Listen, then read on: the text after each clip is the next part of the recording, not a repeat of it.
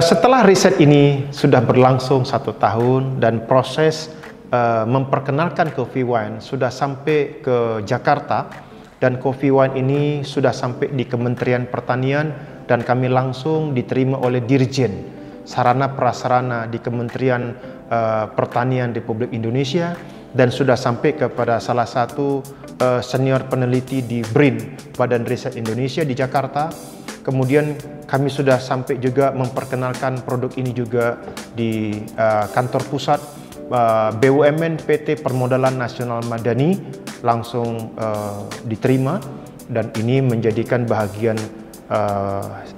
satu kehormatan bagi kita. Riset ini tidak hanya diketahui oleh produk Sumatera Utara, masyarakat Sumatera Utara, tapi sudah sampai ke tingkat pusat Jakarta.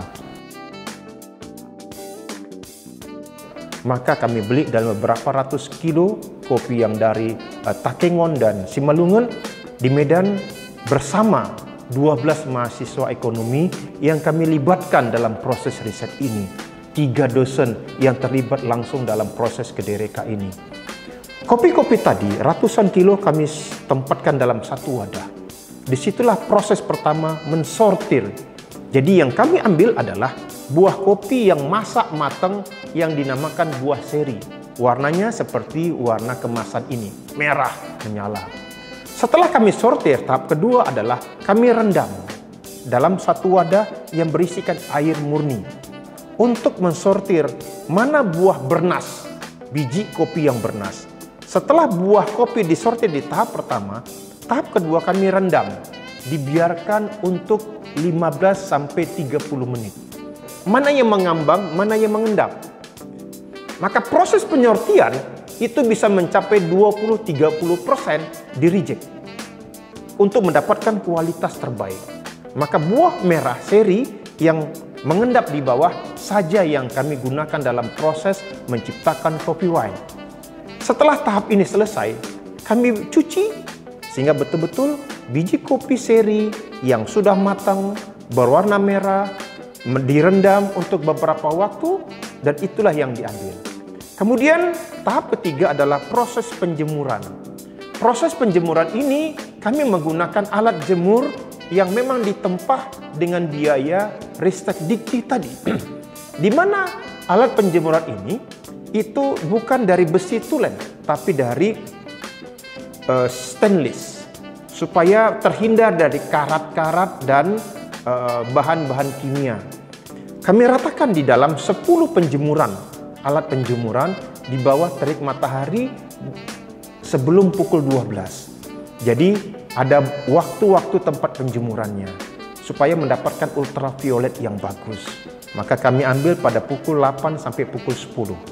Itu dijemur sampai betul-betul kopi seri yang sudah dicuci tadi betul-betul mengalami kering air. Setelah terjemur dan kami yakinkan sudah tidak ada air lagi, maka kopi-kopi tadi kami bungkus dalam satu kemasan plastik 20 kg per satu kemasan. Di sini kami ingin menciptakan Coffee Wine dengan beberapa varian-varian. Varian yang kami maksud adalah dengan menggunakan fermentasi buah. Kami ambil satu varian adalah non buah, berarti netral. Varian kedua atau X2 kami menggunakan dengan buah pisang. Varian ketiga adalah dengan menggunakan buah pepaya. Varian keempat, X4, kami dengan menggunakan buah jeruk. Varian kelima kami menggunakan buah nenas. Yang kami gunakan sebagai bahan organik fermentasi bukan daging buah, tapi kulit buah. Pisang, pepaya, jeruk, mangga, kemudian nenas, kulit buah tadilah kami cincang supaya fermentasi merata.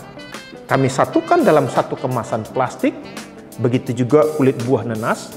Kami satukan dalam satu kemasan kedua, pepaya, mangga, dan nenas. Dan varian yang keenam tadi adalah air, netral. Kami aduk merata supaya kulit buah tadi sebagai media pembusukan atau fermentasi sampai ke tingkat bawah. Tapi ingat, buah kopinya dengan menggunakan kulit merah, ya. Jadi kulit epidermik luar itu tidak dikupas dulu, karena itulah alat fermentasi. Setelah kami yakinkan merata dengan digoncang-goncang, kedap udara diikat sangat kuat. Setelah diikat, kami simpan dalam sebuah Tupperware, kami tutup Tupperware tadi, diisolasi. Meyakinkan supaya tidak ada pengaruh luar Tupperware yang masuk melakukan fermentasi di luar buah organik tadi, kulit buah. Kami simpan dalam satu tempat yang tidak terkena matahari secara langsung, tidak lembab, tidak kering, sehingga fermentasi berlangsung secara alami. Namanya riset, kita pengamatan setiap hari. Bisa kita lihat pada minggu pertama terjadilah pembusukan awal, perubahan warna buah seri merah menjadi kecoklatan. Masuk minggu kedua, berarti sudah 14 hari, ini sudah terjadi pembusukan lagi. Warnanya sudah semakin hitam, menjelang coklat kehitaman, seperti warna kismis. Masuk minggu ketiga, terjadi sudah fermentasi secara merata melalui kulit buah secara organik. Maka keluarlah hifa jamur dari pembusukan kulit buah, menjadikan fermentasi biji kopi tadi. Pada minggu keempat menjadi putih, karena hifa jamur dari kulit-kulit buah tadi sudah merata melakukan pembusukan atau fermentasi secara organik di dalam sebuah kemasan plastik di dalam Tupperware. Pada usia 30 hari, 25 ke 30 hari, ini kemasan sudah menguap, terjadi penguapan di dalam, membuat kemasan tadi itu menggelembung. Maka masuklah hari ke-31, kami melakukan penjemuran yang gunanya untuk mengeluarkan embun-embun atau air hasil penguapan fermentasi di dalam kemasan-kemasan tadi. Pada hari ke-40, setelah kami yakinkan kadar air yang terkandung di dalam biji kopi tadi yang sudah berubah warna menjadi putih merata, itulah yang sudah menunjukkan kadar air 3-5%. Tahap selanjutnya, kami melakukan biji-biji kopi yang sudah siap fermentasi di hari ke-40 untuk dimasukkan dalam satu mesin pengupas kulit buah kopi. Setelah dikupas, maka kita dapatkanlah biji kopi hasil fermentasi. Kemudian kami lanjutkan dengan proses tahap selanjutnya adalah di roasting dengan tingkat kepanasan tertentu, waktu tertentu. Sehingga muncullah kopi-kopi wine yang sudah di roasting dari beberapa aneka buah yang kami gunakan. Untuk menciptakan kopi aren rasa wine, kami mencampurkan gula aren yang dalam kemasan ini kami kemas ukuran 200 ml. Namun kami juga menciptakan gula palm sugar dalam kemasan 20 ml. Ini nanti untuk branding marketing saja, di mana kami berharap kopi ini bisa masuk ke hotel-hotel, coffee shop yang bisa terpisah. Satu gelas dengan 15 gram kopi, bubuk kopi yang disaji dengan baristanya dengan menggunakan mesin kopi tadi, dicampur dengan 20 gram aren palm sugar. Maka akan terasa kopi wine-nya, rasa wine, dan terasa palm sugar-nya. Kami berharap kopi aren rasa wine itu juga akan mengangkat petani aren yang ada di hutan. Kalau kopi, petani kopi yang ada di ketinggian di atas 1.200, mereka jauh dari kota. Aren tumbuh di hutan, tumbuh di pegunungan yang ketinggiannya di atas 800 meter.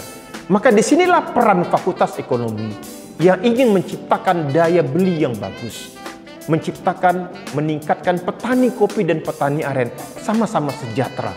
Maka ke depannya kita berharap Universitas Prima Indonesia bisa mengeluarkan branding kopi aren rasa wine by Unpri. Ini yang kita harapkan untuk membantu meningkatkan kesejahteraan petani aren dan petani kopi yang jauh dari perhatian masyarakat kota, tapi dinikmatin oleh seluruh pelosok kabupaten, kota, dan provinsi.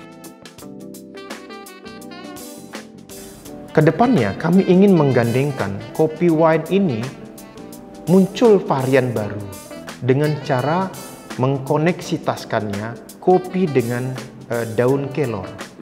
Kenapa daun kelor? Ternyata hasil riset terdahulu, daun kelor ini begitu banyak kemanfaatannya.